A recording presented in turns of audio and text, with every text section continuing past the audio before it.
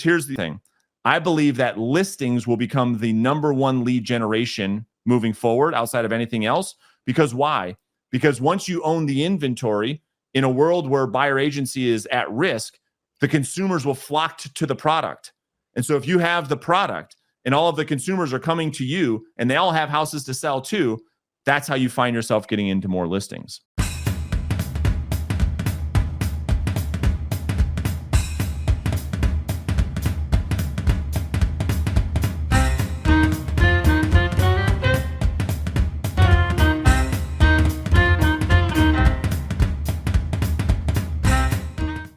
You have seen the headlines explode, and your feeds on social media have probably been flooded with agent reactions. The National Association of Realtors' $418 million settlement has definitely been a very hot topic. But what does this mean for the future of real estate?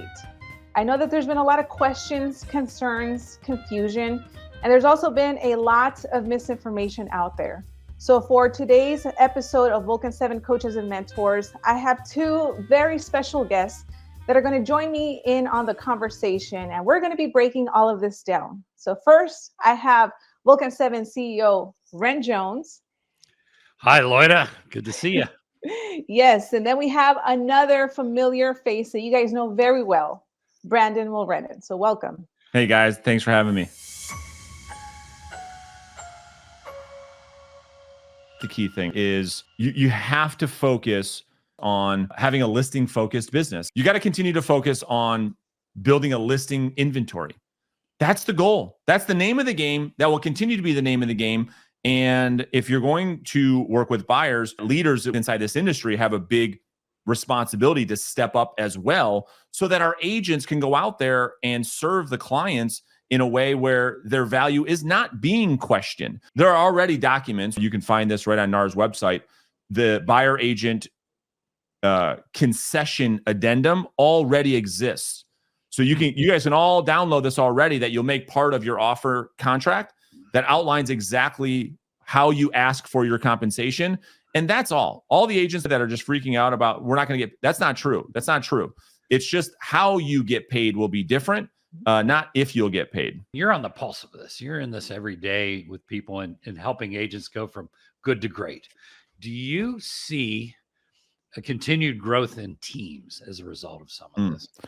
All right. So yeah, I'm glad that you brought that up. I think that teams will probably go through, I think that teams are going to be disrupted the most in this equation. And then the reason this is a great segue into this next piece is that most teams, not all teams, most teams are set up in a way that their lead generation is primarily through internet buyer lead generation. That is how most of their lead generation works. Not all teams. Some teams are listing focused, but most teams are set up with buyer internet lead generation. Well, what's the problem with that, you ask? Well, here's the issue. The issue is that you can already see this reflect in some of these portals' stock prices plummeting right now. And that is this. If the way in which these portals are monetizing and generating revenue is through buyer agent commission and those referral fees from buyer agent commissions, and the buyer agent commission being threatened, I guess you could say. Most vulnerable, yes. Most vulnerable, right? Is, do these portals and do these buyer lead companies change their monetization structure, in that if these teams can no longer secure buyer leads the way in which they do today, because the monetization from where they get it from has completely changed, then those teams are going to have to change the way in which they get their business. In other words, going back to skills, they're going to have to shift from a buyer lead centric model to a listing agent focused model. Right. Because then all their buyers are homeless. They sold their house.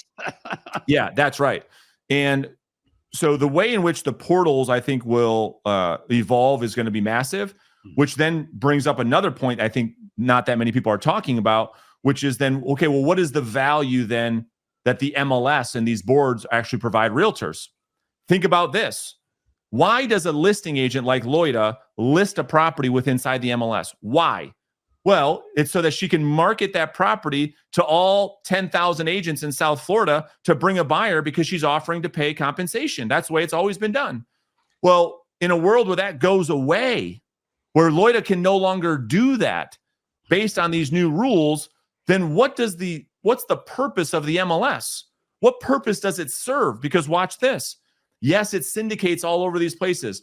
But what if those syndication sites say, listen, we can't make money anymore off buyer leads anymore because our monetization is different, and we're going to charge now as a listing platform.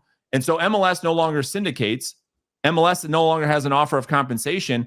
The MLSs and these boards are going to have a very, very difficult time providing their value to realtors like us. Because so what is more like Italy, where you don't have an MLS. You have multiple different. So that's exactly right. I think multiple different business opportunities start to appear like left and right. You are already seeing people work on different ways in which to market a listing, because part of the settlement, and those of you that are studying this know this, the rule is you can't offer compensation on the MLS. Off the MLS, you can absolutely have an offer of buyer agent compensation. So what does that mean? Well, that means I know that is the craziest piece, because all of a sudden the MLS loses some of its relevancy. That's exactly right. Agents. That's the one that throws me the most. I'm like, so now you have all these. Oh boy, let's see how they work that out. That's right. So that's my point. And so now you have all these different listing companies coming up to say, market it here, market it here. You can do whatever you want here, and you're going to have large brokerages, I think, have their own listing marketing platforms, because like a Real or like a Keller Williams or whatever, they can offer compensation on their website as long as it's on the MLS. And so now you're going to have a lot more off-market deals. That might be the new way of transacting real estate as well, where the agents say, well, we're not even going to use the MLS. MLS becomes irrelevant. We don't need the MLS. There's a national listing portal where you're not abiding by these rules that NAR's put in place for you. That could be another potential thing that happens. I'm curious about some of the standards of practice. Like, you can't call an active listing about the listing. You call it about buying, but not about the list. But you could call and say, you've been with this company for 116 days. Are you happy with them? And would you consider talking to us? That's exactly right. So it's coming. It's coming. It's coming. We coach agents in Australia. We are ready to provide contact information for actives. Well, yeah. I mean, so we coach agents in Australia, and that is exactly one of our number one lead generation pillars, is you can prospect active listings. Yeah. So you just look at the listings that have been on the market for the longest, right? They're being underserved, and that becomes your primary lead source. It's coming, folks. It might be, but don't worry about it. Just list properties and be a professional, have a professional presentation with buyers. Yeah. So anyways, I think I said a lot. This is good stuff. I'm just trying to think. I mean, again, Lloyd, I'll just go back to you. You're being quiet in this, but what else do you think about this thing? Yeah, I think it's also important to just say that there's a lot of questions that we still have that they're still working through to get answers. So for example, I was on a webinar yesterday for the California Association of Realtors, and they were kind of breaking this down. And a question that was brought up was regarding open houses. So how are those going to work? Because you need a buyer's broker agreement. So if someone comes in, like, who represents the buyer? And, I don't know the answers. I don't know if you have any thoughts on that. Yeah. So the way in which I think that open houses will work moving forward is that it will become a part of the listing services in which the new team structure will okay, so let me take a step back. I think the new team structure will be agents that work on teams that have massive listing inventories, and those agents are servicing the listings, and potentially what we see is an increased number of transactions with unrepresented buyers, perhaps. Don't get mad at me. I'm just saying that could happen, where you have open houses, to your point, and what are you going to do as the listing agent holding the open house? You're going to try to vet out every buyer agent contract and everybody that walks in. Let me see your contract. Let me see your that's going to be very, very difficult to do. And so open houses, I think, will be a service in which listing agents focus on how to continue to market the property in a way that has lost its luster over the past couple of decades. I believe that open houses come back with a vengeance and be a really pertinent thing that we do as a listing agent to market and to service our sellers. Now, the question is, well, how do you manage that experience? I think, Lloyd, is what you're getting at, of all these people walking in, who represents who, and who's under contract, who's not under contract. How is that going to work? It's going to be like the wild, wild west, I think is what you're asking, right? Yeah, exactly. Yeah. And so yet to be determined. Again, Do you feel there'll be more of them, though? I mean, I do. I do. I think you're right. I do. Because in a world, this is the thing, right? So everyone's speculating, right? We make these kind of videos, we post them on YouTube, and there's thousands of agents. Well, I think this, I think I get it. No one has a crystal ball. I mean, we're all just we're all speculating, right? So what is yet to be determined, everyone's so quick to think that things are black and white when they're not. They're gray. They say, well, there's no way a buyer is going to pay a buyer agent commission out of their pocket. There's no way. Well, we don't know. We never lived in that world before. There's no way a seller is going to offer to pay a buyer agent commission. Wait a minute. They are every single day right now. What are you talking about? Yeah. That's exactly how it happens 6 million times a year. What do you mean? That's exactly what's going on right now. So my point is that it could happen where a lot more buyers go to listing agents, and listing agents offering a buyer concierge offering to the buyer to help them through the transaction that don't have buyer representation. That could happen. And so what do I mean by that? Is that someone like a Loida or me lists properties for 4.5 or 5% commission. And the reason we do that is so that we can service the buyers that come our way. And so I'm not talking about dual agency. I'm not talking about dual agency. I'm talking about buyers that are unrepresented, but there is revenue that is part of the listing that would help that listing team service buyers that don't have representation. They'd be sub-agency, but there would be compensation there. Yeah, there'd be compensation there. Exactly. Yeah. Perfect. So that's another potential. But again, no one has a crystal ball. Do you think the fear is much greater than the reality of where this is all going to land? Do you think? Yes. Because nobody's going to show property for free. Nobody. No. So it's all going to work out, isn't it? Yeah. I mean, yes. I think that at the end of the day, this probably ends up being a big nothing burger, where it's again, I don't know what's going to happen, but based on the two ways I outlined this, either A, listing agents list properties at 3% and tell sellers 99.99% of the time this offer is going to come with a 2.5 or 3% commission. Okay, I can do the math. That's still 6% commission. The seller still pays it all. I could see that world happening. Nothing changes. Or listing agents just continue to list properties at 6%. They don't offer anything in the MLS, but the buyers, the new standard is buyers just go directly to listing agents for compensation, and the agents negotiate it out. But the seller's still paying 5-6%. I think one of those two things is the most viable outcome of this. And at the end of the day, nothing really changes. Well, this really helps a lot, because a lot of people are trying to wrap their head around this. And I think this helps them a lot. Yeah. Because people post things to me all the time. I'm like, wow, that's a good question. Like, why not? Why wouldn't you just continue to list properties at 5 or 6%? So someone asked me that. I'm like, it's a good question. Why wouldn't you? Because when somebody's asking me that, they're speaking under the pretense or the context of this settlement that they assume the consumer studies every day and said, they're not. They're going to look to you for your guidance and expertise as to what should we do here. And for the last 50 years, we've been listing properties at 5 and 6%, helping people buy and sell homes pretty successfully. Why not just do the exact same thing? Who cares if you can't put 3% in some field, in some technology thing in your computer? Who cares? It doesn't change anything. It doesn't change the fact I go meet with Ren Jones and say, listen, I charge 5.5% to sell your house, and here's why, blah, blah, blah, blah, blah, blah, blah, blah, blah, blah, right? And I go out there and do my thing. Right. And then I bring an offer to Ren. Ren's happier than a pig and you know what? He accepts the offer. It's got a buyer agent. Her name's Loida. And Loida and I negotiated, and she's going to get 2.75% of my 5.5% commission.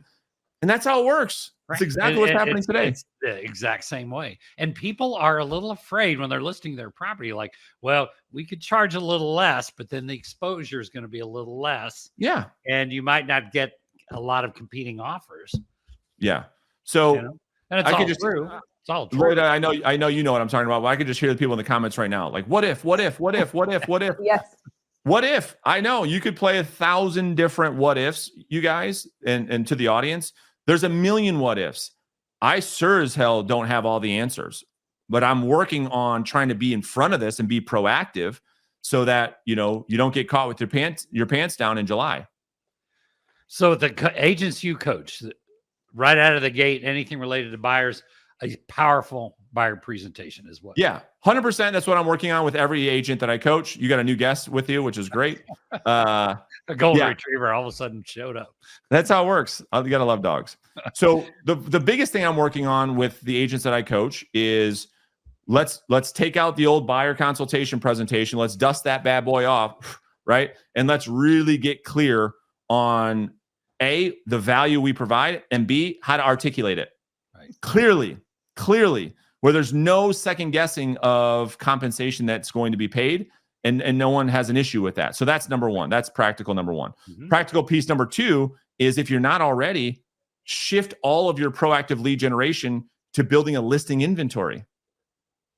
Immediately, as fast as you possibly can, learn the skills to have conversations with homeowners. Learn how to follow up with those homeowners so you can turn those into listing presentations. And then have a world-class, compelling listing presentation that makes you the obvious choice where a seller agrees to sign a contract. That's what we need to focus on. Perfect. On teams again, because I agree with your observation on that. Should some of the teams that you're working with convert some of their buyer agents to listing agents and have them pursue listings all day? Yeah. I mean, ideally, again, everyone is entitled to their opinion. Yeah. It is my belief that all team leaders owe it to their team members on how to secure listings. From a leadership perspective, if your value proposition to your agents is your Visa or MasterCard, and you're just buying them leads off the internet, I don't think that's real leadership. Right. I mean, because at some point these agents grow up and they can get their own MasterCard and they can go give Realtor.com their own credit card, right? So if that's your only value proposition, I think you got to question that. So what am I proposing? That real leadership shows up in the form of developing an agent's skill set to go out there and secure listings. And I think that the savvy team leaders will do exactly that. Mm-hmm. Is that, yes, they will shift them to teach them how to have these conversations with homeowners to go out there and secure listings. And these teams, the smart ones with 50, 100, 200 agents on them, will have massive listing inventories. Because here's the other thing. I believe that listings will become the number one lead generation moving forward outside of anything else. Because why? Because once you own the inventory, in a world where buyer agency is at risk, the consumers will flock to the product. And so if you have the product and all of the consumers are coming to you and they all have houses to sell too, that's how you find yourself getting into more listings. So play that last 30 seconds over and over and over. Yeah. So that's my thought on teams. I think that they got to shift from, hey, we're going to prospect 2-3 hours a day calling all these buyer leads, to, hey, we're going to shift to prospect 2-3 hours a day and we're going to focus on expired listings and for sale by owners and circle prospecting and just listed and just sold calls and absentee owners and downsizers and free and clears and people filing for divorce and yada, yada, yada, yada, yada, yada, yada. Homeowners, conversations with people who own homes are the conversations we're going to have for 2-3 hours per day. It's going to be fun. Yeah, it will be fun. And you will be very busy. Well, you've always been very busy, but there's new material that people need to learn right away. They need to get prepared for July, and they need to start now. That's right. What are we going to say, Loida? I was going to say that I think that is also going to weed out a lot of agents that, are not ready or don't want to perfect their skills or go after listings because they're scared of picking up the phone or going after expires or dealing with objections and objection handling and all of that. I mean, here's the other truth, right? And again, people get mad at me when I speak the truth, but I believe it's my job to speak the truth. If I'm going to sit up here and just BS you, then I'm wasting your time, right? So I think that most agents just can appreciate the transparency and the directness, because I think that's what we owe agents, is the truth. And the truth is, if you refuse to grow and get better, then you will not be in this business. So some believe that we're going to lose 1 million realtors. If you look at RTC's study, right, that Steve Murray just came out with, he's predicting 1 million agents get out of the business. Now, I think that's a lot, right? But here's how he came to that. Check this out. And then you start to say, wow, that actually makes sense. If you look at the 1.5 million realtors right now, we all know that 50% sold one house or less. Okay, fine. That's 750,000. Yeah. So now you got 750,000 left. Of the 750,000, we know that the vast majority of them are only selling 4 or 5 houses per year. And so if you just say to yourself, okay, if we just lost 2, 3, 400,000 agents over the next 2 or 3 years, that doesn't seem absurd. And so you can quickly say, wow, 750 plus 300,000, that's 1 million. Makes sense. You end up with about 600,000 agents left. Now, I don't think it's going to be that dramatic, but I think that a world of 800,000, 850,000 agents is probably pretty safe ballpark. That we lose 500,000 agents, I think that's most likely what would happen over the next couple of years. We're already losing tens of thousands of agents per month at every MLS and every board across the country. Tens of thousands per month. We're already losing before this settlement even got talked about. So now in this new world, you'll just see that increase. And so what does that mean? That means that we're going to be in a professionals market, that if you want to earn a high level of income in this business, you must focus on your skills. the days of falling into $20,000 commission checks because you opened a door, those days are just going to be gone. That's all. Yeah, exactly. And I'm in a way that isn't so bad. Yeah. People are going to get mad at me, Lloyd. You know that in the comments. They're going to be all mad. I'm just saying, this is the truth. Just focus on skills. Yeah.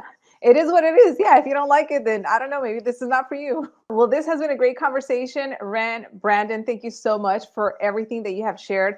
Hopefully this has brought a lot of clarity to agents that are watching this. And look, at the end of the day, just know that there are still questions that you have that no one has the answers to, but you have to remain calm, be a professional, and just work on your skills. If you work on your skills, you perfect them, you start building a listing-based business, then you have nothing to worry about. So any last thoughts that you guys want to mention? Make sure to go to reverseselling.com to work on your skills. Yeah, no, I think that was well articulated, Lloyd. I agree with you 100%. Awesome. Well, with that being said, we'll see you on the next one. Bye. Thank you.